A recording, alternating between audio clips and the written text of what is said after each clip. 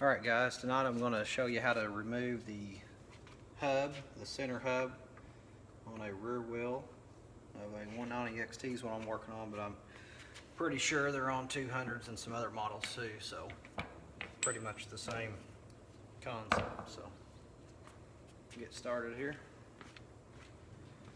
I've got the tractor jacked up and I've got the wheel where it's free from the ground so it can slide. First thing we'll do is just remove the lugs here.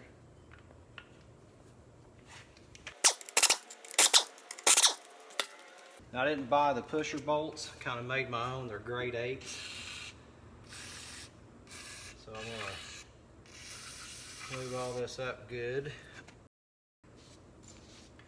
The original bolt that comes out here looks like a 1/2 inch, and we got 5/8 for the pushers. And I just took a grade 8 bolt and cut the shank off of it for my pusher piece, about 2 1/4 inches. 2 1/2 would probably work pretty good as well. I'm just going to insert these in the holes, get them all the way in the back, and I also tapered off the edges of those so they didn't catch the threads going in. I'm going to take my screwdriver, make sure they're all the way back in. Grade 8 bolts here as well.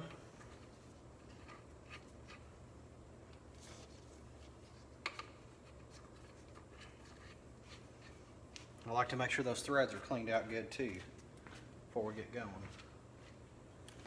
Just going to run them in and out here. Again, all I'm doing here is just cleaning the threads out before I start pushing.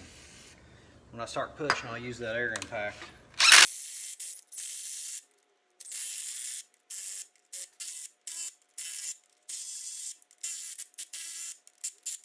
Alright, all those are cleaned out. Swap over to my impact here. These things have been on there for a long time, so we'll see what happens here. Just going to work around the outer edges here.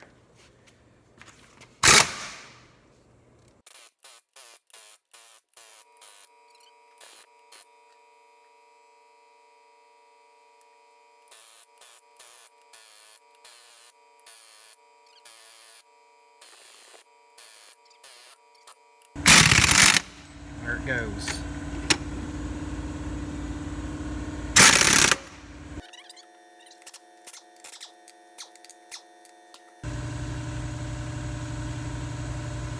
I made those 2 1/4, which is what the standard pusher bolt dimension is. But like I said, it could have been just a little bit longer. So it's already broke loose, so what I'm going to do is take a small bolt that'll fit in there, just so I can get pressure back against the grade 8 stud that I put in. Give me a little pressure up against that thing. Okay. Once you get it going, it'll go pretty good.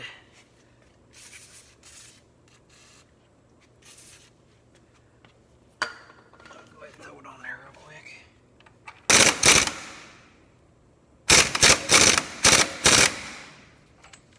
Alright. Pretty much loose. Slide it back off the edge of the axle there.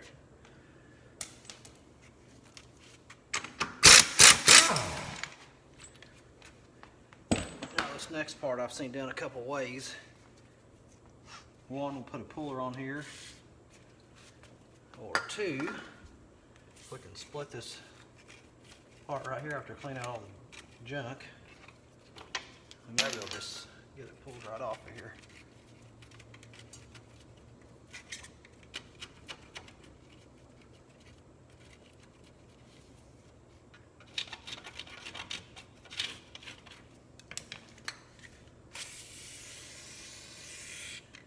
Ideally, I'd like to have it on the top. I don't think I can do that because I've got jack stands on my other axle over there and don't want to spin it off of there. All right, take a little weight off of the axle now. If you don't have one of these overhead cranes, I highly recommend it.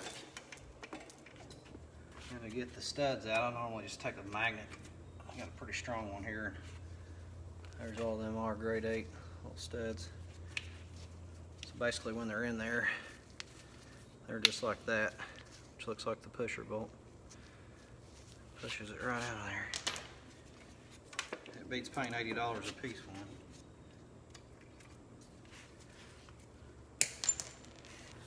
Drive this in here.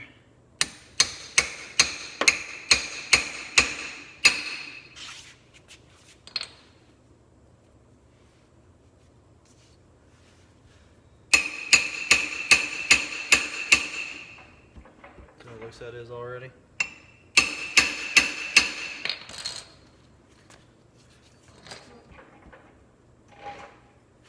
Alright, let's go ahead and slip that jack on here real quick. Break it loose.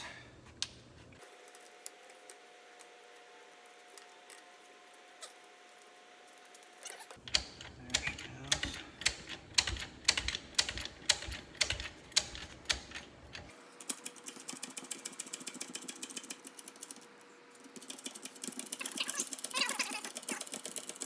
Like that's as far as out that jack goes. So. Let's see what we got.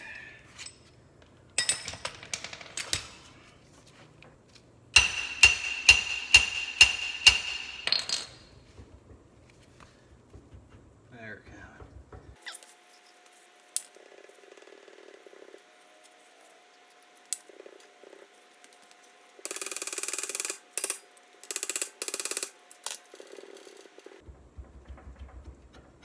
There it is.